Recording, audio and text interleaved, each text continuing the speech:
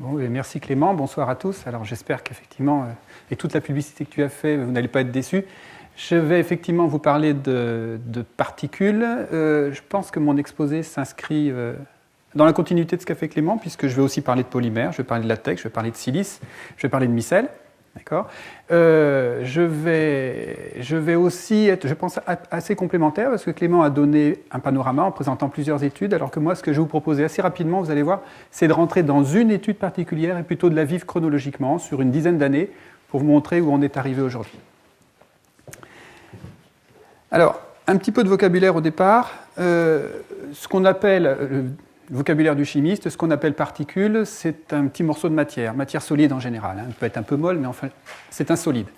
Donc une nanoparticule, c'est un objet solide dont une des dimensions caractéristiques est inférieure à 100 nanomètres, à opposer aux microparticules qui, elles, vont être du même genre, mais plus grosses.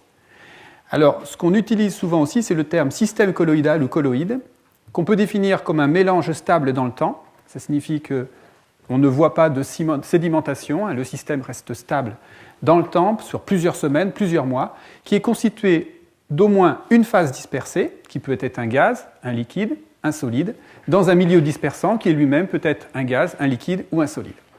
Alors quand la phase dispersée est une particule, d'accord, par exemple dispersée dans un liquide, et c'est essentiellement ce dont je vous parlerai par la suite, eh bien on utilise quelquefois le terme particule colloïdale. Vous voyez, on mélange deux types de vocabulaire, et quelquefois on parle même de colloïde. Le colloïde ne voulant plus dire le système colloïdal complet, mais la nanoparticule, la particule qui est utilisée à l'intérieur. Alors, en termes de dimension, je vous ai remis ici, Clément a parlé tout à l'heure de dendrimère, il a parlé aussi de nanoparticules d'or. Les oxydes de fer, les micelles, par exemple, sont dans cette gamme de taille, aux environs d'une dizaine de nanomètres. Les vésicules et liposomes sont un petit peu plus gros. La silice, on est capable de faire à partir de 10 nanomètres et on peut faire beaucoup plus gros. Les polymères dont je vous parlerai sont ceux qui sont préparés en émulsion, sont aux environs de 100 nanomètres.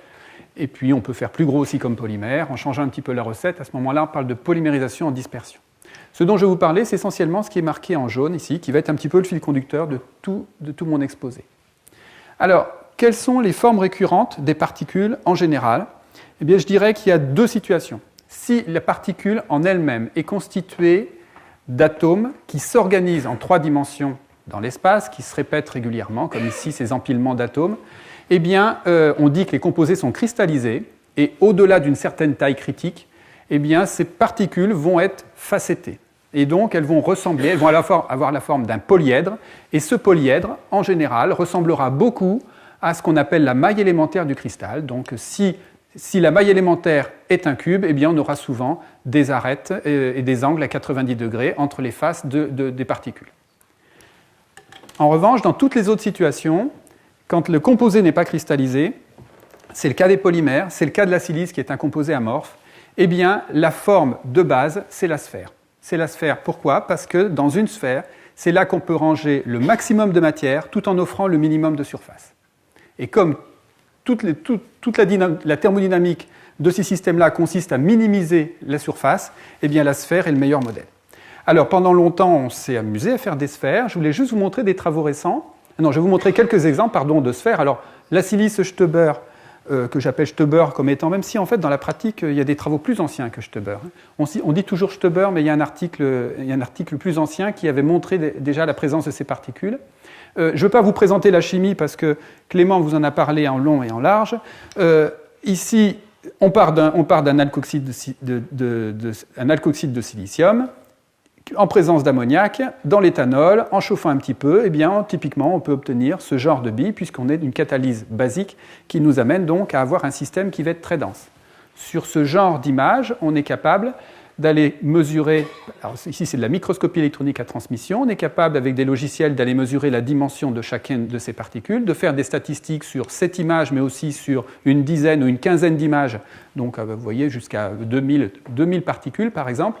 On va faire des statistiques, on va déterminer un diamètre moyen, qui ici est à 105 nanomètres, et on va aller calculer aussi ce qu'on appelle l'indice de polydispersité, qui est le rapport entre un diamètre moyen en nombre et le diamètre moyen en poids, mais vous pouvez retenir que plus l'indice de polydispersité tend vers 1, plus le nombre de particules qui ont le même diamètre est important.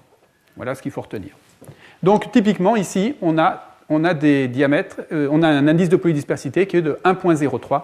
Vous verrez qu'on peut faire mieux, effectivement, si on regarde, on peut voir quand même qu'entre les plus grosses et les plus petites, quelquefois, il y a un facteur 2 dans le rapport des volumes. Alors, deuxième exemple de particules sphériques, c'est le polystyrène, et quand il est préparé sous la forme de ce que l'on appelle des latex. Alors, l'ingrédient conventionnel, je vais vous présenter la recette, eh bien, on part d'un système, de l'eau, un monomère, le styrène, qui est très très peu soluble dans l'eau, des molécules de tensioactifs qui vont permettre de compatibiliser l'ensemble, et puis un amorceur qui va provoquer la polymérisation du monomère. En l'occurrence ici, c'est du persulfate de sodium qui, sous l'effet de la température, va se décomposer pour donner un radical anion qui va donc entraîner la polymérisation du styrène pour en faire des longues chaînes de polystyrène. Alors ce type de recette est complètement industriel, c'est produit à l'échelle de plusieurs milliers de tonnes tous les ans à la surface de la planète. Alors le principe, dans sa version la plus basique, quand vous mettez dans l'eau des molécules de tensioactifs, en dessous d'une certaine concentration, les molécules de tensioactifs, constituées donc d'une tête polaire qui peut être chargée et d'une queue hydrophobe, sont dispersées au niveau moléculaire. Si vous passez au-delà d'une certaine concentration qu'on appelle la concentration micellaire critique, eh bien, le système se stabilise en agrégeant jusqu'à une centaine de molécules de tensioactifs dans une espèce globulaire où ces molécules de tensioactifs mettent en commun leur queue hydrophobe pour minimiser l'énergie avec l'eau. C'est ce qu'on appelle des micelles. Si maintenant, dans ce milieu-là, vous rajoutez du styrène qui est une molécule organique qui n'a pas spontanément envie d'aller dans l'eau, elle va former des grandes gouttelettes, et il y a un certain nombre de molécules de tensioactifs qui vont venir stabiliser ces gouttelettes. Alors attention, ces gouttelettes, mon schéma n'est pas du tout à l'échelle ici, les micelles sont beaucoup plus petites que les gouttelettes, je vous rappelle tout à l'heure, 5 nanomètres, alors que là, c'est plusieurs micromètres. Elles sont aussi beaucoup plus nombreuses, les micelles sont beaucoup plus nombreuses que les gouttelettes. Mais le styrène n'est jamais complètement insoluble dans l'eau. Donc, au bout de quelques instants, il y a un certain nombre de molécules de styrène qui partent dans la phase aqueuse, qui vont donc traverser la phase aqueuse et rencontrer des micelles dans lesquelles ils vont se trouver très bien à l'intérieur. Ce qui fait qu'au bout de quelques minutes, on va avoir gonflement, on dit qu'on a gonflement des micelles par des molécules de monomère. Et comme le dernier ingrédient, c'est l'amorceur, et qu'il est hydrosoluble et qu'on a mis dans le milieu, dès qu'on va élever la température, l'amorceur va se décomposer pour former des radicaux libres.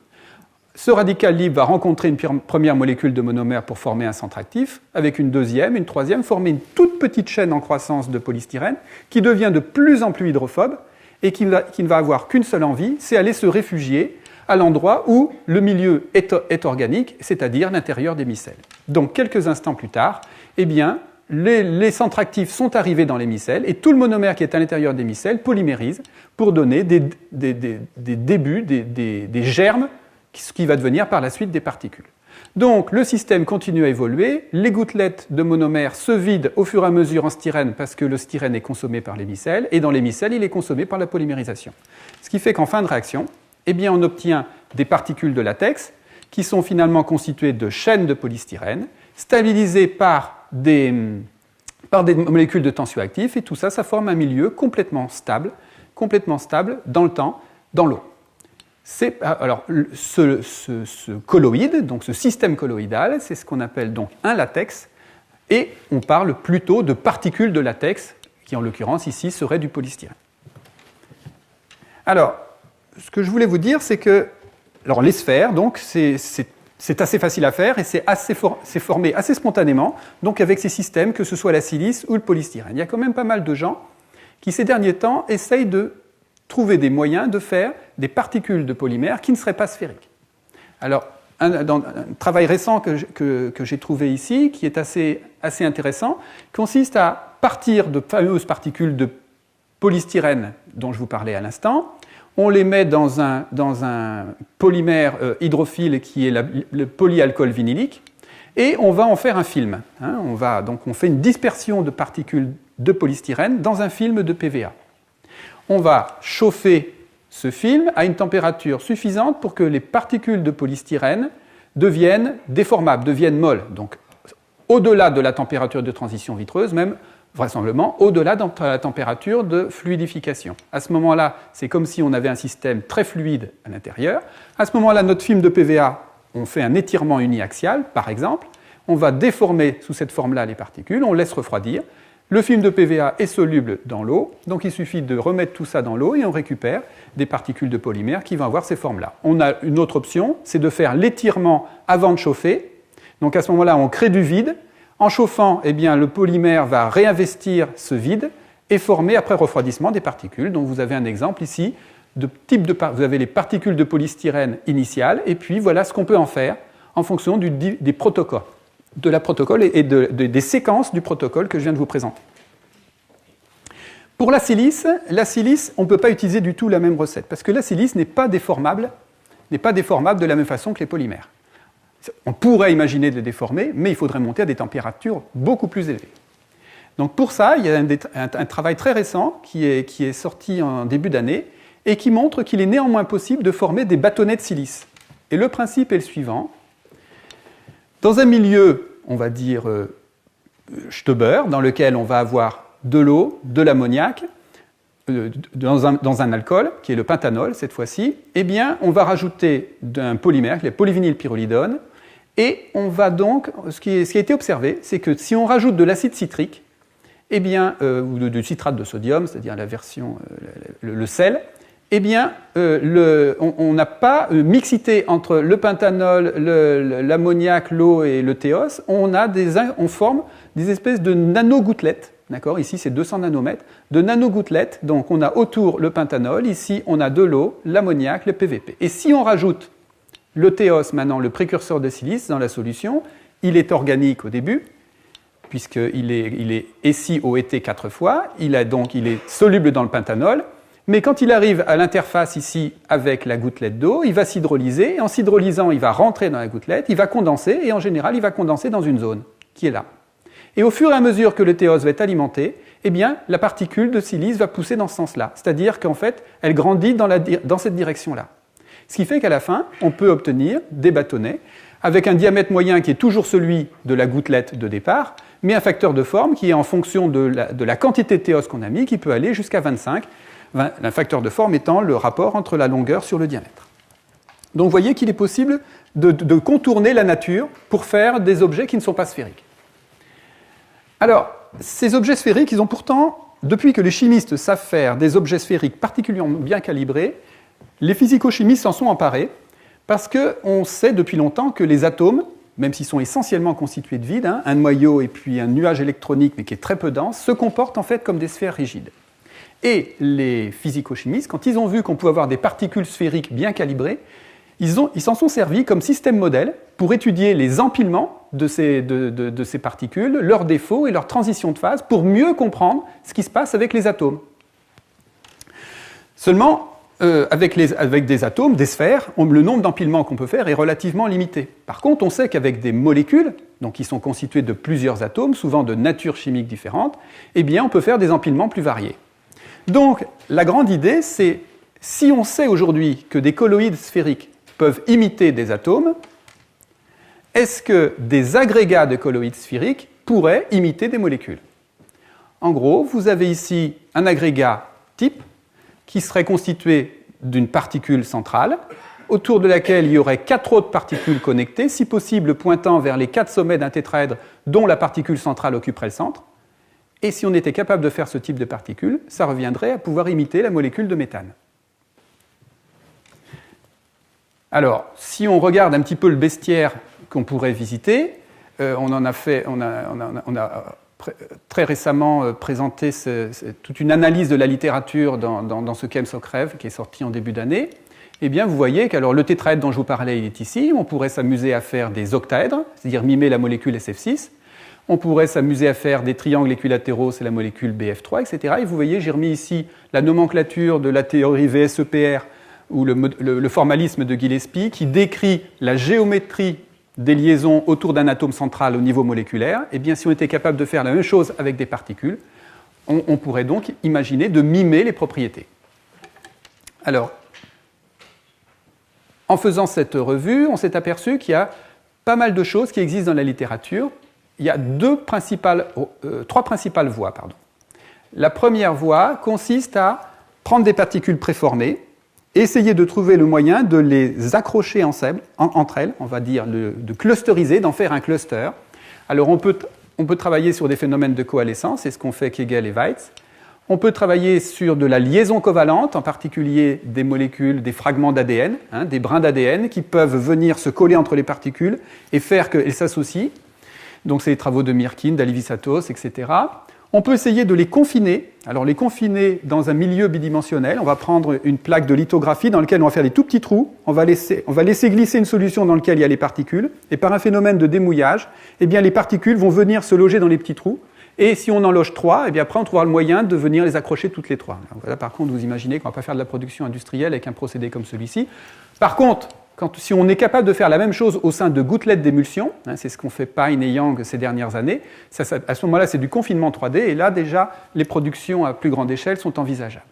Ça, c'est la première voie. La deuxième voie, et je vous donnerai un exemple tout à l'heure, ça consiste à tirer parti de la séparation de phase dans une polymérisation en émulsion, qu'on va dire ensemencée. Je vais vous montrer ça tout de suite. Et puis la dernière voie, et c'est celle qu'on a développée, sur laquelle donc, je m'attarderai un petit peu plus tard, c'est la nucléation-croissance de surface. On prend une particule qui va constituer l'atome central de la molécule colloïdale que l'on veut préparer, et on va s'arranger pour venir faire nucléer à la surface les nodules périphériques, les nodules satellites, qui vont faire donc les atomes périphériques. Alors, sur cette première méthode, la voie de séparation de phase, le principe est le suivant. On repart d'une polymérisation en émulsion, que je vous ai décrit à l'instant, seulement on va dire qu'elle est ensemencée. Elle est ensemencée, ça veut dire quoi? Ça veut dire qu'on va mettre dans le milieu des particules qui sont déjà préformées. Et on ne va pas mettre dans ce cas-là n'importe quelle particule, on va mettre une particule de latex qu'on a préparée au préalable, mais qui est réticulée, c'est-à-dire que le polymère qui est dans cette particule de latex, ce ne sont pas que des chaînes linéaires, elles sont aussi de temps en temps connectées entre elles, ce qui fait que si on rajoute un solvant sur ce type de particules, elles ne vont pas se dissoudre, mais elles vont gonfler. Donc, si on remet cette particule dans un milieu de polymérisation en émulsion, à ce moment-là, on rajoute le monomère, et le monomère, plutôt que de former des grandes gouttelettes réservoirs, comme je vous l'expliquais tout à l'heure, il va venir gonfler cette particule de polystyrène réticulé, par exemple. En le gonflant, d'accord, il va se créer une contrainte élastique, puisque le monomère ne veut pas aller dans l'eau, d'accord, et donc il va rester à l'intérieur, et comme les macromolécules ne peuvent pas se détendre à l'infini, il y a une contrainte mécanique, une contrainte élastique qui s'applique sur les particules. Et quand on va provoquer la polymérisation de ce monomère qui a gonflé la particule de latex initiale, eh bien, combiné à cette contrainte élastique, plus le fait que les polymères sont rarement miscibles entre eux, eh bien, il va apparaître l'expulsion partielle du nouveau polymère, et on va former un nodule qui va sortir du premier. Alors, ça, c'est des phénomènes qui étaient connus depuis longtemps. Là, je ne cite que des travaux récents, mais Okubo, etc., l'avait vu depuis longtemps, il l'avait signalé. Mais très récemment, il y a des gens qui ont utilisé ça pour faire des molécules colloïdales. En travaillant en plusieurs étapes, d'accord, vous avez là, eh bien, il y a moyen de faire des molécules, et si vous vous rappelez les schémas qu'a présenté Clément tout à l'heure, ça peut mimer ça, une molécule d'eau. Puisqu'une molécule d'eau, c'est un atome d'oxygène, 2 atomes d'hydrogène, avec un angle de 104 degrés entre les deux liaisons, donc là on n'est pas très loin. C'est des molécules colloïdales de type AX2E2, alors elles sont tout polymères. Tout polymère, ça veut dire que quand on voudra étudier les interactions entre ces particules, ça sera un petit peu plus compliqué parce que la chimie ici, à la surface, a de fortes chances d'être identique à celle-ci. Et puis l'inconvénient, c'est que c'est une synthèse multi-étape, et on est obligé de faire grossir nodule par nodule la particule. C'est pour ça, moi, je vais vous présenter une autre voie qui consiste à non plus utiliser un polymère gonflable comme germe, pour ensemencer la polymérisation en émulsion, mais un germe qui, lui, n'est pas capable de gonfler et qui est justement une particule de silice. À ce moment-là, s'il doit se produire quelque chose, ça ne pourra pas se produire depuis l'intérieur, depuis le volume du germe, mais ça sera nécessairement à la surface. Donc, l'histoire que je vais vous raconter, finalement, elle commence ici, dans la synthèse de germes, donc dans des conditions Stauber. Je vous ai déjà montré tout à l'heure comment on le fait. On obtient des germes. Si on veut qu'ils soient compatibles avec de la polymérisation en émulsion, il va falloir penser à modifier la surface de ce germe de façon à faire en sorte que les macromolécules en croissance du polymère aient envie de venir nucléer et croître à la surface. Et puis ensuite, on peut espérer qu'il y ait un nodule de latex qui vienne s'installer ici à la surface, et puis qui grossisse, et qui va nous permettre de faire donc ce type d'objet. Alors, on choisira ici, je signale tout de suite, des molécules qui vont présenter une fonction polymérisable. Ce qui fait qu'on suppose que le nodule de latex, ici, sera chimiquement lié à la surface, puisqu'on suppose qu'il y aura copolymérisation entre ce groupe-là et toutes les molécules de styrène qui sont déjà dans le nodule. Alors, la recette dont je vais vous parler, de polymérisation, pour l'instant je ne vais pas mettre de germe, cette recette de polymérisation, elle utilise un tensioactif qu'on dit non ionique, d'accord, puisqu'il est ici constitué de sa queue hydrophobe, avec le noyau aromatique ici, et puis ici on a une tête qui est polaire, qui est tout simplement un oligomère de polyoxyde d'éthylène. En travaillant dans ces conditions de concentration en styrène, en tensioactif, donc 20 fois la CMC, de façon à être sûr d'avoir beaucoup de micelles, on a toujours le même amorceur et une température de 70 degrés. Voici ce qu'on observe au cours du temps. Donc on mesure la conversion. Pour mesurer la conversion, on va tout simplement faire des prélèvements au cours du temps. On va laisser évaporer l'eau, le monomère qui n'a pas réagi, etc. Et on va peser. Et ce qu'on va peser, c'est nécessairement du tensioactif, mais aussi le polymère qui s'est formé. C'est comme ça qu'on est capable d'aller mesurer la quantité de polymère formé au cours du temps. Si ces prélèvements, on les regarde aussi en microscopie électronique, on est capable d'aller déterminer leur diamètre moyen en nombre. D'accord ? Donc on voit ici que dans ce genre de polymérisation, non seulement on s'arrête à peu près 70% de rendement, donc on a un système plutôt paresseux, c'est vraiment très paresseux parce que si vous regardez en termes d'échelle de temps, on atteint ici en 24 heures. D'accord ? Et on finit avec des objets qui font 250 nanomètres. Comme on connaît la quantité de matière et on connaît la taille des objets, on est capable de calculer le nombre de particules de latex qui sont apparues dans le milieu. Alors on voit que ce nombre au début il est instable, il a tendance à diminuer, donc on a un peu de coagulation au début, c'est-à-dire qu'au départ il n'y a pas assez de tensioactif pour stabiliser tout le monde, donc les particules sont créées mais elles ont tendance à fusionner, et puis au bout d'un certain temps on se stabilise ici avec un nombre de particules qui va rester constant tout le reste de la polymérisation.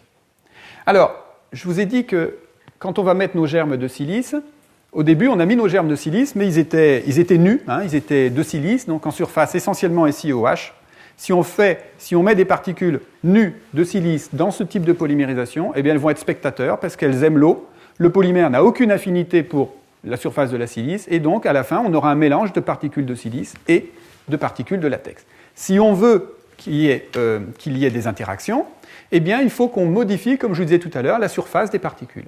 Et pour ça, une des premières recettes a consisté à venir adsorber ce genre de molécules à la surface. Donc c'est de l'adsorption, d'accord ? On parle d'un macromonomère parce que finalement il y a un groupement polymérisable ici, méthacrylate de méthyle, qui est au bout d'un oligomère de polyoxyde d'éthylène. En travaillant dans ces conditions-là, vous avez là-bas, vous retrouvez toutes les conditions de la silice de 500 nanomètres, vous avez toutes les concentrations, et au bout de 2 heures, c'est-à-dire une conversion qui était en monomère qui était de 30%, voici ce qu'on a obtenu. Et ça, c'est ce qu'on voit en microscopie électronique à balayage. Mais si on fait une image en microscopie électronique à transmission, on peut voir qu'au milieu de ces assemblages ici qu'on appelle des framboises, eh bien, on a bien notre bille de silice et qu'on a beaucoup de nodules de polystyrène qui sont venus se former à la surface. Donc, la grande question, c'est ces framboises, est-ce qu'on peut dériver cette recette pour aller contrôler le nombre de nodules que l'on crée à la surface et par exemple le ramener à 4 si on veut faire ce fameux tétraèdre qu'on va appeler un tétrapode qui ressemble à la molécule de CH4. Alors pour ça, une des recettes, et c'est l'étudiant qui s'est surtout intéressé à cette démarche, c'est Stéphane Reculusa, a consisté à raisonner en se disant, finalement, pour contrôler, comme je sais le nombre de particules de latex que j'ai créé dans mon réacteur, je peux ajuster le nombre de germes que je peux mettre aussi dans le réacteur. Et donc, en jouant sur ce rapport-là, est-ce que finalement, statistiquement, je ne vais pas contrôler ce nombre de nodules par germe? Et effectivement, en travaillant un rapport 1 pour 1, on pourrait espérer obtenir ceci, 1 pour 2, 1 pour 3, 1 pour 4, etc. Et en travaillant 1 pour 1 avec une toute petite silice, parce qu'il fallait une grande concentration, donc il fallait que la silice soit petite, eh bien, on a obtenu donc, ce genre d'objet. D'accord ? Donc là, je suis désolé, on n'en voit que 3 sur la photo. Là, on n'en voit qu'un. Quand on a travaillé 1 sur 2, là, le problème, on a fait des photos où c'était très dilué. On voit ici qu'on forme ce qu'on appelle des morphologies en tête de Mickey. D'accord ? Deux nodules de polystyrène autour d'un germe de silice. Quand on travaille dans les conditions où le rapport est 1 pour 6 avec une silice de 127 nanomètres, eh bien, on peut voir qu'on a ajusté ici 6 nodules de silice en moyenne par germe, 6 nodules de polystyrène par germe de silice. Alors, le problème, et d'ailleurs c'est l'image qu'a présentée Clément tout à l'heure à la fin, où il a présenté ce genre d'objet. Je ne sais pas si vous avez fait attention, en fait, ils étaient effondrés, ils étaient tout plats, ces objets. Ils étaient à plat sur la grille. En fait, ces objets, ils sont très fragiles. Pourquoi ? Parce que le macromonomère qu'on a utilisé pour modifier la surface de la silice ne développe pas des interactions très fortes. Combiné au fait qu'on fait ces observations à 30% de conversion seulement en monomère, avec des nodules qui sont mous, eh bien, ils ont tendance à s'effondrer sur la grille.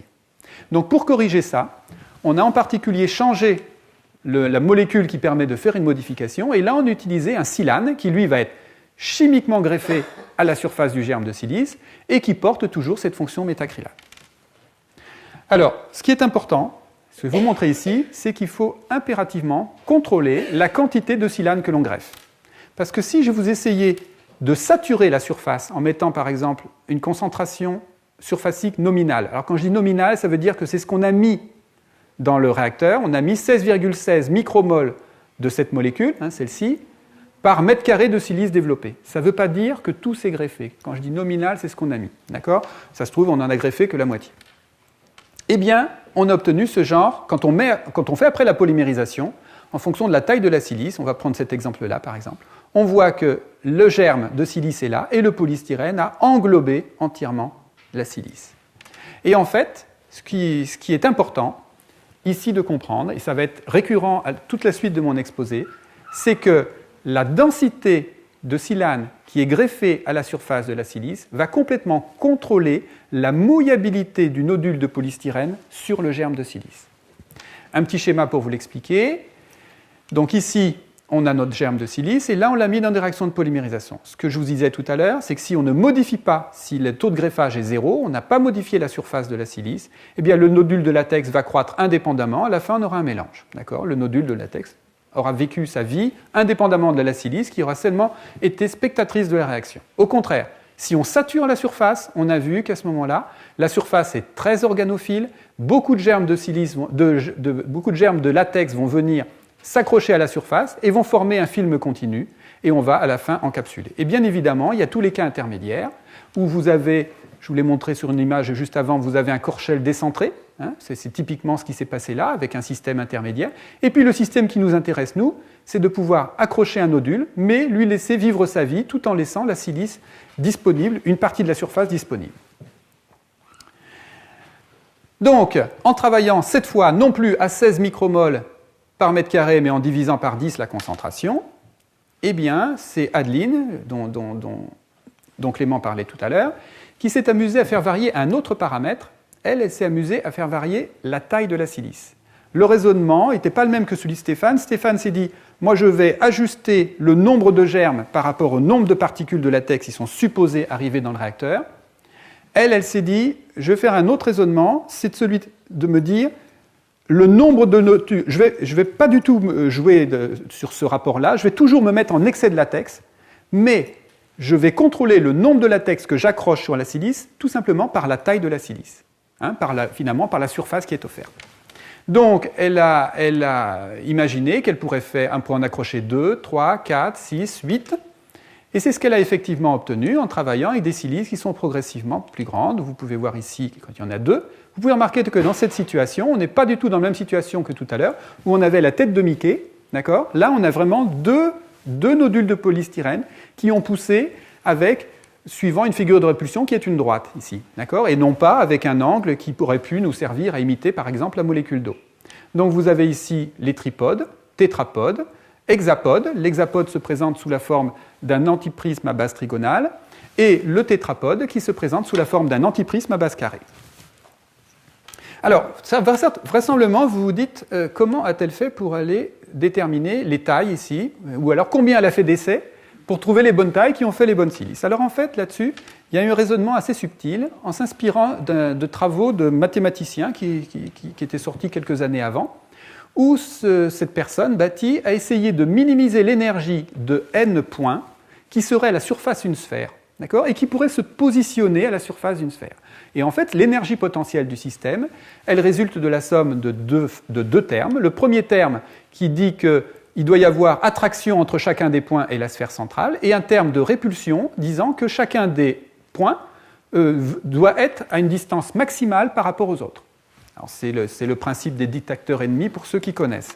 À partir de là, on a été capable de déduire une formule qui nous permet de calculer le diamètre, enfin ici le rayon de la bille de silice dont on a besoin si on veut obtenir, par exemple, un nombre de polystyrène par germe égal à 2, égal à 3, égal à 4. Alors il y a une constante K qu'il fallait déterminer. Pour déterminer cette constante K, on s'est appuyé sur 2 recettes qu'on avait publiées quelques années avant, sur lesquelles on s'était aperçu qu'on obtenait un relativement bon rendement d'hexapode pour une silice à 127 nanomètres et d'octopode pour une silice de 170 nanomètres. Donc l'avantage, c'est que ça nous a fait 2 premiers points. De ces 2 premiers points, on a pu en déduire cette fameuse constante K.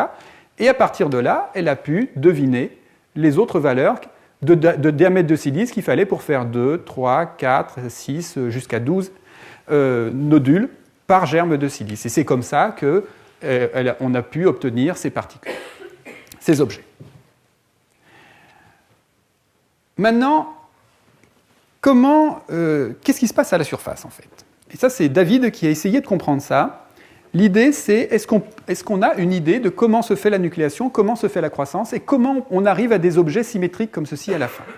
Alors pour ça, il a utilisé une technique qui est la cryotomographie électronique. Alors, il y a 2 termes là, c'est un mélange de 2 techniques. La première, c'est la cryomicroscopie électronique. Le principe, c'est je ne vais pas récupérer les particules, comme j'ai fait sur toutes les photos que je vous ai montrées avant, les particules dans un liquide, que je vais laisser sur une grille de microscopie électronique, je vais laisser le solvant s'évaporer, je vais aller regarder les objets secs sur la grille. La cryomicroscopie, je vais prélever directement une goutte de liquide dans le réacteur, je vais la congeler, et c'est cette goutte congelée que je vais regarder. Donc je vais voir l'objet tel qu'il était dans le réacteur. Ça, c'est la première chose, c'est la cryomicroscopie. La deuxième chose, c'est la tomographie électronique. Le principe, c'est que quand on regarde un objet en microscopie, par exemple, si la direction du faisceau électronique est comme ceci, on récupère cette projection. Mais si on est capable de faire tourner cet objet, d'incliner la grille, d'incliner le porte-échantillon, et de faire jusqu'à, là en l'occurrence on a fait 61 photos, en faisant varier de moins 60 degrés jusqu'à plus 60 degrés, et en prenant une photo tous les 2 degrés. Donc voici les différentes projections qu'on a obtenues. En utilisant toutes ces projections et les rentrant dans un ordinateur, il est possible de reconstruire l'objet. On reconstruit un objet en 3 dimensions. Ça devient un objet mathématique qu'on peut manipuler. On a reconstitué une image en 3 dimensions. Alors, David a fait plusieurs prélèvements au cours du temps, directement dans le réacteur, congelés, et ensuite il a refait les constructions. Et voilà ce qu'on obtient. Donc, au temps très court, à 5 minutes, on observe déjà quelques nodules de polystyrène. Alors l'avantage de la tomographie, c'est que cet objet, je peux le manipuler, donc je peux aller compter ce qu'il y a derrière. On est bien d'accord, hein? Donc l'avantage, c'est qu'on est sûr qu'en moyenne, je crois qu'au départ, là c'est pas vraiment évident sur cette photo, mais en moyenne, on avait une quinzaine de nodules à 5 minutes. Et puis au bout de 10 minutes, puis de 20 minutes, on peut voir que les nodules grossissent, bien évidemment. Alors vous l'avez compris, à chaque fois, c'est un échantillon prélevé différent. Donc, cet échantillon n'est pas celui-ci, vous l'avez compris? À chaque fois, c'est un échantillon prélevé à un temps supérieur. Donc, les nodules grossissent, et puis au bout d'un moment, on s'aperçoit leur nombre va se stabiliser, et ils vont commencer à prendre la bonne position autour de l'objet. Alors, ici, Antoine Thiel, qui travaille avec nous ces dernières années, et donc qui est de laboratoire Lyon, au CEA à Saclay, a développé un petit modèle. Alors, je vais juste utiliser son modèle. Son modèle est très puissant et en ce moment on est en train de l'exploiter au maximum. Je n'irai pas jusqu'à vous présenter ces résultats-là. Il a juste fait une petite animation GIF ici qui montre ce qui se passe, comment on s'imagine ce qui se passe à la surface. En fait, au départ, on a un certain nombre de nodules qui nucléent à la surface et puis ces nodules commencent à se rencontrer. Ils ont plusieurs solutions, soit se déplacer, soit fusionner, soit être éliminés. Là, dans ce film, ils sont éliminés au fur et à mesure qu'ils sont trop gros. Et puis à la fin, eh bien, on a un objet et la morphologie se fige au moment où il n'y a plus de monomère dans le milieu. Et là, le film va jusqu'au bout, le moment où on a carrément tout éliminé, ou presque, mais la cinétique telle qu'on se l'imagine, alors bien sûr c'est accéléré là, mais le mécanisme tel qu'on se l'imagine, il est là. Et en plus, il peut faire varier des tas de paramètres, la nucléation, la croissance, le fait qu'elle puisse se déplacer à la surface. Alors effectivement, le fait qu'elle puisse se déplacer à la surface, c'est ce qu'on peut voir ici. C'est que quand on voit que des nodules ici, au début, commencent à grossir, ils sont nombreux. Quand il y en a un qui disparaît, on peut se dire qu'il a peut-être été éliminé, d'accord, ou il a fusionné avec un autre, ça peut conduire à un plus gros nodule comme celui-ci, mais à la fin, on voit qu'il n'y en a plus que 7, qu'il n'y en a plus que 8 et là, ils commencent à s'organiser à la surface. Ils sont capables de se déplacer à la surface. Et s'ils sont capables de se déplacer à la surface, là, ça nous pose une petite question. On les avait accrochés avec des liaisons covalentes à la surface. Donc là, qu'est-ce qui se passe exactement? Est-ce que le système est prêt à assumer le coût énergétique d'extraire la macromolécule qui est greffée pour qu'elle reste à la surface, même s'il y a du tensioactif qui va la stabiliser, pour que le nodule se déplace et se mette au bon endroit? Aujourd'hui, on n'a pas la réponse.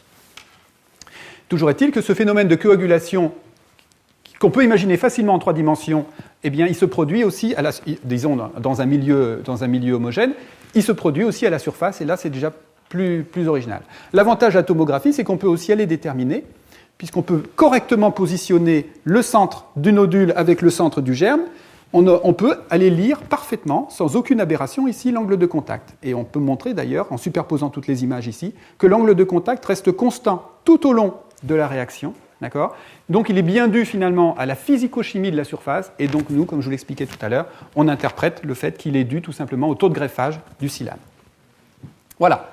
Alors, ici, j'ai résumé les morphologies qui sont obtenues. Vous pourrez remarquer que je ne vous ai jamais montré beaucoup de photos où il y a beaucoup d'objets. De ce point de vue, c'est un petit peu vrai, même si on a pu publier ça dans Angevent il y a 2 ans. Je ne vous ai pas parlé des rendements. Ce qui est sûr, c'est que quand on accroche peu de latex sur les germes de silice, les rendements sont en général pas trop mauvais, 60-70%. Par contre, plus on va en accrocher, plus le nombre d'hexapodes, par exemple, va être faible. Il va tomber à 40%, parce qu'on aura un mélange de système à 5 nodules, de mélange à 7 nodules, etc. Donc pour essayer d'améliorer ce rendement, la première piste qu'on s'est donnée, c'est de se dire, puisqu'on a vu que ça dépendait de la taille, c'était très sensible à la taille, le nombre de nodules, eh bien on va resserrer la distribution en taille des germes de silice. On va faire des germes de silice très monodisperses de façon à éviter ce phénomène de dispersion de morphologie dû finalement à la dispersion de la taille des germes. Et puis il y a quand même un gros inconvénient dans notre système, on ne s'en est jamais vanté non plus, c'est que toutes les morphologies que vous voyez là, c'est obtenu pour un taux de conversion entre 15 et 30% du styrène. Ça veut dire quoi? Ça veut dire qu'il reste entre 70 et 85% de styrène dans le milieu, qu'il faut éliminer par dialyse, etc. C'est très long, c'est pas du tout intéressant d'un point de vue industriel, donc il fallait améliorer la recette de ce point de vue, de façon à pouvoir espérer, par exemple, faire nos morphologies, mais à taux de conversion du monomère complet. Et ça, c'est Anthony, qui va soutenir dans 2 semaines, qui s'est attelé à relever ces défis-là d'optimisation des recettes. Alors la première méthode, ça a été de développer une silice monodisperse. Alors pour ça, on a profité de résultats récents dans la littérature qui ont consisté à montrer qu'on pouvait obtenir des prégermes, alors je vais appeler ça des prégermes de silice, des toutes petites particules de silice, par un procédé qui est assez simple, qui consiste à ne pas faire un mélange homogène comme dans le principe de Stoeber. On va tout simplement agiter doucement un milieu dans lequel on a de l'eau et puis non pas de l'ammoniac mais un acide aminé qui est ici la L-arginine, d'accord ? Et on va verser le théos au-dessus. Nous, on n'utilise même pas le cyclohexane pour diluer le théos. Le théos, il est non miscible dans l'eau tant qu'il n'est pas hydrolysé, donc il fait une phase au-dessus. Et donc toute la vitesse d'hydrolyse va être contrôlée par la surface, par l'interface ici qui est développée. Et donc, au fur et à mesure que le théos s'hydrolyse, il vient dans la phase aqueuse, rencontre l'arginine qui catalyse sa polycondensation, on obtient des germes de ce type-là. Avec ici, on va appeler ça des prégermes de 26 nanomètres. Et la deuxième étape consiste à recroître, d'accord ? On va reprendre ces prégermes, on va les mettre cette fois dans un milieu Stoeber classique, ammoniac, éthanol, d'accord ? Et on va rajouter le théos à une vitesse contrôlée. Et là, on arrive à obtenir des silices dont le diamètre moyen est contrôlé au nanomètre près, et avec cette fois un indice de polydispersité qui est typiquement de 1.003, 1.002. D'accord ? Toujours inférieur à 1.005. Et vous pouvez remarquer ici que là, les silices sont nettement plus calibrés. Concernant la recette de polymérisation, qu'il fallait optimiser aussi pour faire qu'on ait les morphologies à conversion totale. Eh bien, la recette précédente, je vous rappelle, utilisait un tensioactif qui rend le système paresseux, parce qu'il n'est pas très stabilisant, qui est donc le NP30, dont je vous ai déjà donné la formule. Et je vous rappelle qu'à ce moment-là, la réaction est paresseuse. Rien qu'en rajoutant 5% d'un autre tensioactif, qui est lui beaucoup plus nucléant, beaucoup plus stabilisant, qui lui est ionique, qui est le dodécylsulfate de sodium, dont vous avez ici la formule chimique, vous pouvez remarquer que cette fois, la réaction de polymérisation est boostée, et qu'en 4 heures, non seulement on a atteint 100% de conversion. Donc en 4 heures, on a obtenu 100% de conversion du polymère, donc on a augmenté une cinétique plus rapide, complète en 4 heures, plus reproductible, et puis avec des latex, ça ne gâche rien, qui sont à la fois plus monodisperses. Il faut garder dans l'esprit que comme le milieu est beaucoup plus nucléant, si c'est beaucoup plus rapide, c'est parce qu'on a formé beaucoup plus de particules au départ, et donc les particules qu'on obtient à la fin sont plus nombreuses et plus petites. D'accord ? Il faut garder ça à l'esprit, ça va être important pour la suite. Donc à partir de cette nouvelle recette de polymérisation, avec ces nouveaux germes de silice, eh bien, on s'est dit, on va repartir de notre silice de 85 nanomètres, et on va voir si on obtient toujours nos fameux tétrapodes qu'on obtenait dans la recette précédente. Et là, surprise, on n'a pas obtenu nos tétrapodes. On n'a pas obtenu nos tétrapodes. Si vous regardez les objets ici, c'est essentiellement des hexapodes. Une silice au centre et puis 6 nodules de polystyrène. Alors, l'explication est assez simple. Pourquoi ? C'est tout simplement que, comme on fait des nodules qui, au final, de polystyrène, qui sont plus petits, même si on est allé à conversion plus loin, au final, ils sont plus petits, eh bien, pour une silice de 85 nanomètres, plutôt que d'accommoder 4 nodules, on est capable d'en accommoder 6. Alors, juste pour vous montrer la statistique, parce que cette fois, à partir de maintenant, je vais vous montrer beaucoup d'objets sur la même image. D'accord ? Contrairement à ce qu'on faisait avant. Donc là, ce qui est important, c'est que c'est une silice de 85 nanomètres. Et attention, on est à 99-98% de conversion. On est presque à conversion totale. Si on regarde les statistiques de ce cliché, je vous ai mis ici ces petites croix pour vous symboliser à chaque fois ce qui est un hexapode. Il y en a 64 sur cette photo. On peut remarquer qu'il y a 6 autres clusters. Là, il n'y a que 5 nodules, 5, 5, 5. Là, il y en a 4. Mais si vous regardez bien, il y a 2 latex libres juste à côté. Donc, vraisemblablement, c'est un hexapode qui s'est cassé au moment où on a préparé la grille.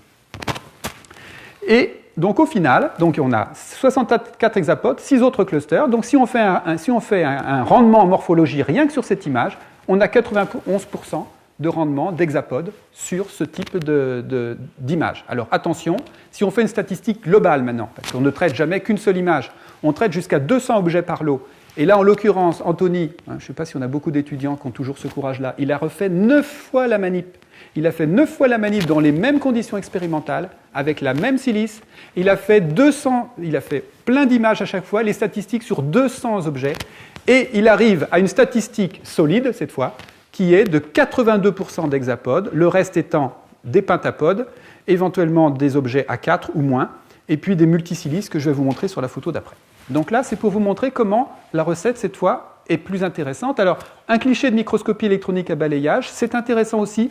C'est plus difficile pour faire de la statistique, parce que là, vous voyez, ça c'est facile de repérer un hexapode. On voit la silice entre les trois nodules qui sont dessus. D'accord ? Ça, c'est facile. Mais par contre, il y a des tas d'autres morphologies. Dès qu'on ne voit pas la silice, et bien, du coup, on les coche pas. D'accord ? On ne sait pas ce que c'est. Ça ne veut pas dire que ce n'est pas des hexapodes, mais ils ne sont pas bien orientés pour qu'on puisse le déterminer. Donc, sur cette photo-là, on peut repérer 61%, plus ou moins 61%, parce que comme c'est par rapport à la silice, c'est qu'on ne voit pas toujours la silice. Par contre, ce qu'on peut remarquer, c'est que de temps en temps, je vous ai fait des grossissements ici sur ces 2 photos, on peut remarquer qu'il y a 2 nodules de silice.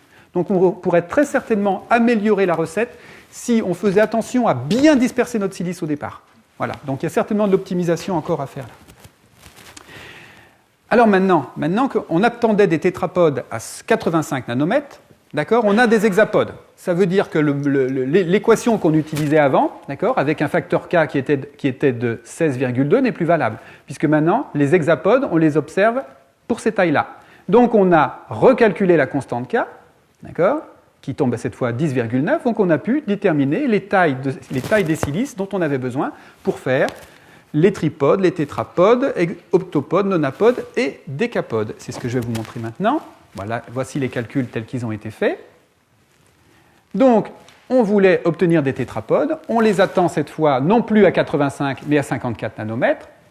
Et voici ce qu'on obtient, le genre de photo qu'on obtient. Alors là, ce n'est pas facile de se rendre compte. D'accord ? En fait, si vous regardez bien, voilà une silice. Elle est toute petite, puisqu'elle ne fait que 54 nanomètres. Et voici 4 nodules. Eh bien, pour vous prouver qu'ici, sur cette photo, il y a 100% de tétrapodes, je suis obligé de vous le montrer comme ça. C'est-à-dire, vous en repérez un, et à côté, vous voyez les autres, systématiquement. Ce qu'il y a en plus, il y a 3 particules de latex libre. Et là, vous avez essentiellement des tétrapodes sur cette recette. D'accord ? Donc, sur cette photo, je dis bien sur cette photo, le rendement, il est de 100% par rapport à la silice. Si on fait maintenant un rendement global, sur tout le lot, eh bien, on retombe aux environs de 80%. Ça, c'est une information intéressante. Ça veut dire que nos tétrapodes, sur les grilles de thème, de microscopie, ils sont capables d'aller se mettre dans des zones où ils vont s'organiser en monocouches. Et les défauts, qui sont les latex libres, qui sont les tripodes et les objets où il n'y a plus qu'un ou deux pods, eh bien, ils vont se mettre à part. La preuve sur cette photo. Donc ça, c'est très bon signe par rapport à l'application qui consisterait à les utiliser pour les assembler.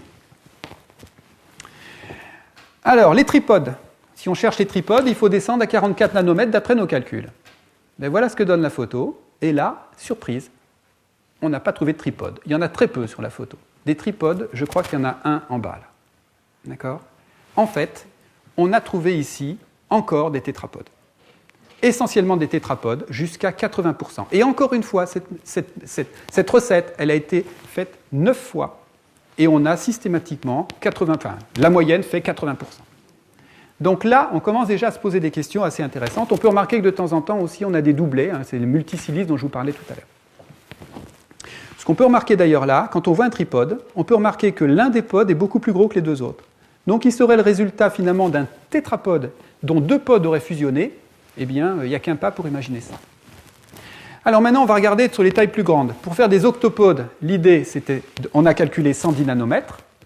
Voici le genre de clichés que l'on obtient. Alors, c'est un petit peu plus difficile à lire. Je vais vous aider en mettant les schémas. Il y a deux types de projections possibles. Soit vous voyez par le dessus, vous voyez bien l'antiprisme à base carrée, soit on le voit de côté, tout dépend comment il est orienté sur la grille, et dans ce cas-là, ça donne cette image. Eh bien, si on prend cette image, eh bien, finalement, il y en a pas mal sur la grille. Ce qu'on voit, c'est qu'il y a quand même pas mal de structures qui ont perdu un pod, ou qui n'en ont que 7, voire 6, voire 5, et puis il y a quelques latex libres.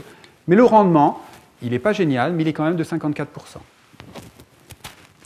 Si on veut des nonapodes, on a calculé qu'il fallait être un peu plus grand, il fallait être à 123 nanomètres.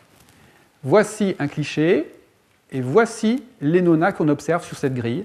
Alors, je n'ai pas la statistique sur cette grille, mais enfin, elle est pas mal. Il doit y avoir une vingtaine de nonapodes. Il y en a 1 à 8, il y en a 3 à 8, finalement. Là, c'est des octos. Et encore, ce n'est pas toujours facile d'aller déterminer que là, il n'y en a pas 3. 1, 2, 3.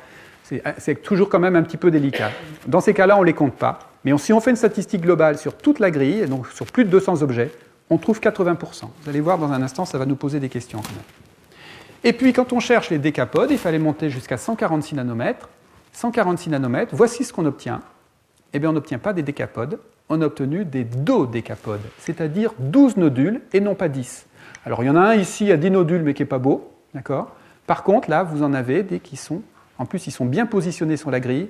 Bon, là, on a laissé un point d'interrogation parce qu'Anthony avait un doute sur un qui est positionné derrière. Moi, j'ai tendance à dire que c'en est un, mais lui, il a un doute, alors il a mis un point d'interrogation. Mais ici, voici sur cette grille un certain nombre d'objets, mais la statistique globale dit qu'on en a 67%. Donc si je fais le bilan, on attendait ce nombre de pods et on a obtenu ça. Et qu'est-ce qu'on voit ? On voit qu'on a quand même des morphologies qui sont plus stables que d'autres. Les tétrapodes, bien sûr on les attendait à 55, mais on les voit aussi quand on attendait des tripodes, on les voit aussi, une manip que je ne vous ai pas montrée, quand on attendait des pentapodes. Les hexapodes sont larges aussi. Par exemple, des heptapodes, on n'en voit jamais beaucoup. On a toujours des hexapodes. 8, je vous ai montré 8, je vous ai montré 9, obtenu avec un très bon rendement, et puis 12 au lieu de 10. D'accord ? Ce qui est intéressant de remarquer, c'est que ces trois solides-là, qui sont les tétrapodes, donc les tétraèdres, les hexapodes, c'est-à-dire les octaèdres, et les dodécapodes, qui sont en fait les icosaèdres, sont en fait des solides de Platon. C'est-à-dire des objets dans lesquels tous les nodules sont exactement tous à la même distance. D'accord ? C'est-à-dire, c'est des solides dans lesquels on peut faire passer, il y a une sphère circonscrite qui passe par le sommet de tous les objets. Donc ça veut dire qu'on a beau faire des calculs, il y a des morphologies qui sont plus stables que d'autres. Alors, celui qui nous pose des questions, c'est le nonapode. Obtenu à 80%, ce n'est pas un solide de Platon. C'est en fait ce qu'on appelle il est connu, d'accord, mais il n'est pas le plus stable. En fait, vous voyez, il y a 3 nodules, il y a un triangle ici, vous avez le même triangle derrière, donc c'est un prisme trigonal, et qu'on dit triaugmenté parce qu'au centre, donc il est comme ceci, mais au centre, il y a bien sûr, il y a le nodule, il y a le germe de silice, donc il y a 3 nodules qui sont écartés et qui sont décalés. Et ce nonapode, eh bien, nous pose un problème parce que les distances entre les atomes ne sont pas homogènes. Et pourtant, on l'obtient à 80%, donc il faut qu'on continue à réfléchir là-dessus. Je pense surtout qu'il faut qu'on travaille avec des mathématiciens qui pourraient certainement nous aider. Voilà, donc pour terminer, je voudrais montrer une dernière partie qui est comment on peut utiliser ces objets. Est-ce qu'on peut venir, je reviens à la chimie et des hybrides, est-ce qu'on peut venir déposer une couche de silice en surface? Couche d'oxyde, pardon. On va commencer par de l'oxyde de titane, donc en utilisant un précurseur qui est le tétraisopropyloxyde. Je suppose que Clément vous expliquait qu'il est extrêmement réactif. Donc la grande difficulté, c'est qu'il faut faire la réaction dans l'éthanol pur, le minimum d'eau dans le milieu, ce qui n'est pas toujours facile pour transférer nos objets. On y est arrivé, et il est tellement réactif qu'effectivement, il va se déposer, alors là vous avez sur un hexapode, ou là vous l'avez sur un tétrapode, il va se déposer de façon homogène. J'ai tendance à dire qu'il se dépose sur n'importe quoi, tellement il réagit rapidement. D'accord? Quand on a voulu faire la manip avec de la silice, où là on a des alkoxydes de silicium qui sont beaucoup plus paresseux, je suppose aussi que Clément vous expliquait qu'il faut catalyser à chaque fois la réaction, catalyse acide, catalyse basique ou catalyse nucléophile. En se mettant dans les conditions Stauber d'une catalyse de l'ammoniac, eh bien, on s'est aperçu qu'on n'a pas déposé la silice à la surface comme on s'attendait. On a tout simplement relancé la croissance du germe de silice. Ce n'est pas du tout ce qu'on cherchait. Par contre, ça nous a donné une idée. On s'est dit, ce type d'objet, si on est capable d'éliminer le nodule de polystyrène, on devrait être capable de venir faire des cubes de silice ou des tétraèdres de silice. Et bien sûr, je garde la photo pour la fin, c'est ce qu'on arrive à faire. Des formes, je vous avais dit qu'au début, la silice, on pouvait la faire que sphérique, ou on peut la faire sous forme de bâtonnet avec des travaux très récents. Mais là, on va très prochainement publier qu'on peut les faire aussi sous la forme de cubes, sous forme de tétraèdres, ce qui ouvre des tas de perspectives dans les assemblages. Dernière chose, comment faire quand même pour le faire recouvrir entièrement de silice? Puisqu'on a vu que la silice vient se déposer sur le cœur, mais pas sur les nodules périphériques. Donc là, on va ruser, on va faire croire que les nodules de polystyrène sont en fait de la silice.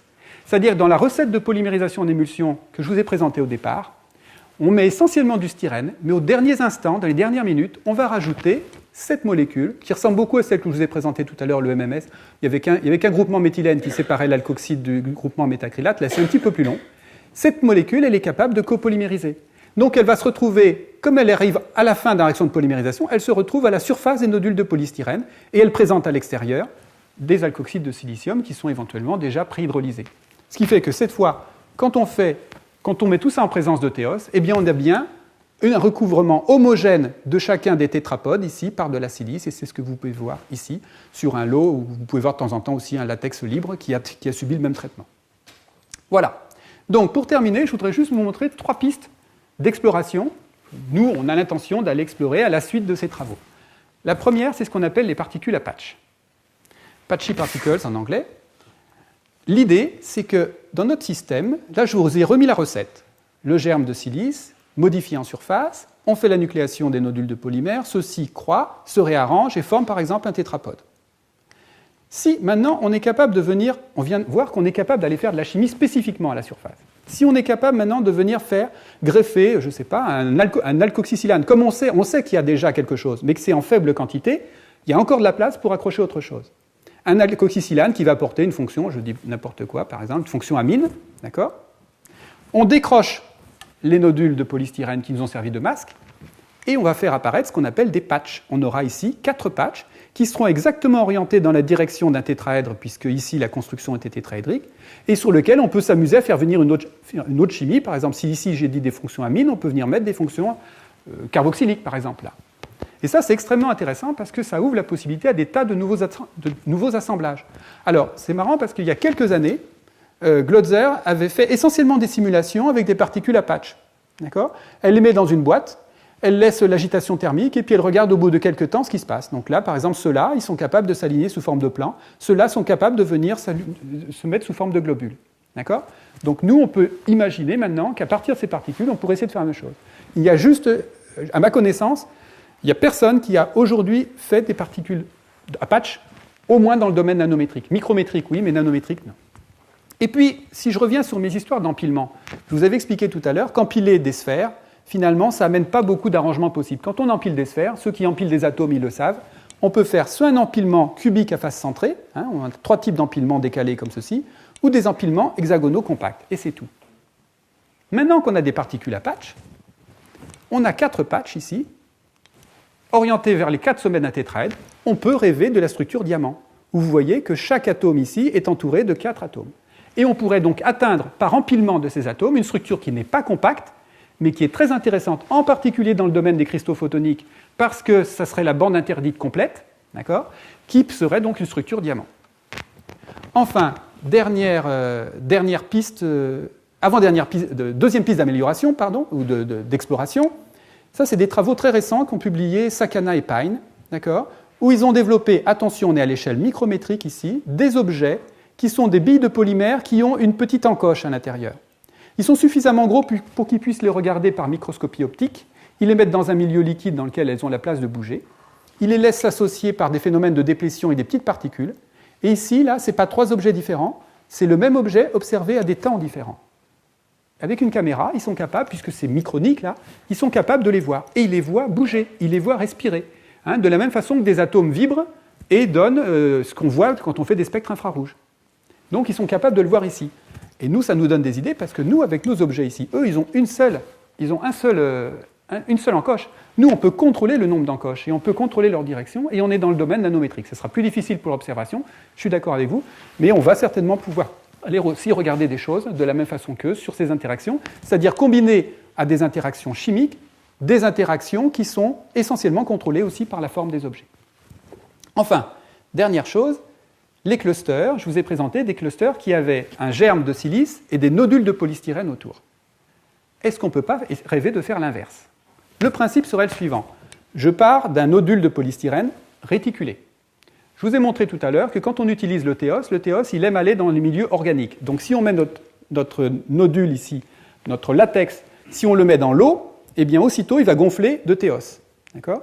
Et on peut espérer que le théos après va revenir à la surface, commencer à s'hydrolyser et commencer à donner des nodules de ce type-là. C'est-à-dire faire le système inverse, où on a un germe de polystyrène réticulé qui est au centre et des nodules de silice. Alors si je vous montre ça, c'est parce qu'on a déjà des images qui nous montrent qu'a priori il y a une piste. Alors c'est pas beau, c'est loin d'être au niveau de contrôle de ce que je vous ai montré tout à l'heure, mais voici des nodules de polystyrène réticulé sur lesquels on est capable d'aller faire des nodules de silice qui ne forment pas un film continu comme ce que je vous ai montré tout à l'heure, mais qui forment des nodules indépendants. Et là, très certainement, la solution va être de contrôler l'interface, toujours le même problème, de contrôler l'interface, la surface du germe de polystyrène, notamment en copolymérisant cette fameuse molécule MPS qui permet de rendre plus ou moins hydrophile la surface pour que les nodules s'accrochent et mouillent plus ou moins la surface. Voilà. Je crois que j'ai terminé. Je n'ai pas vraiment de conclusion. Je voulais juste remercier les collègues, donc les 4 étudiants qui, ces dernières années, ont travaillé avec nous sur ce sujet. Serge Ravenne, qui est mon collègue physico-chimiste avec lequel on développe ça entièrement. Nos collègues polyméristes de Villeurbanne, Élodie Bourjalami, Muriel Lansalo. Des collègues biologistes qui sont tout simplement les gens avec qui on fait la cryo et la cryomicroscopie et la tomographie électronique. Et puis, le dernier binôme qui travaille avec nous, Olivier Spala, Antoine Thiel, j'ai même oublié Luc Belloni, avec qui on regarde, je ne l'ai pas du tout présenté, toutes les interactions que ces objets peuvent présenter, notamment avec des mesures sur les grands instruments. Voilà, et je vous remercie pour votre attention.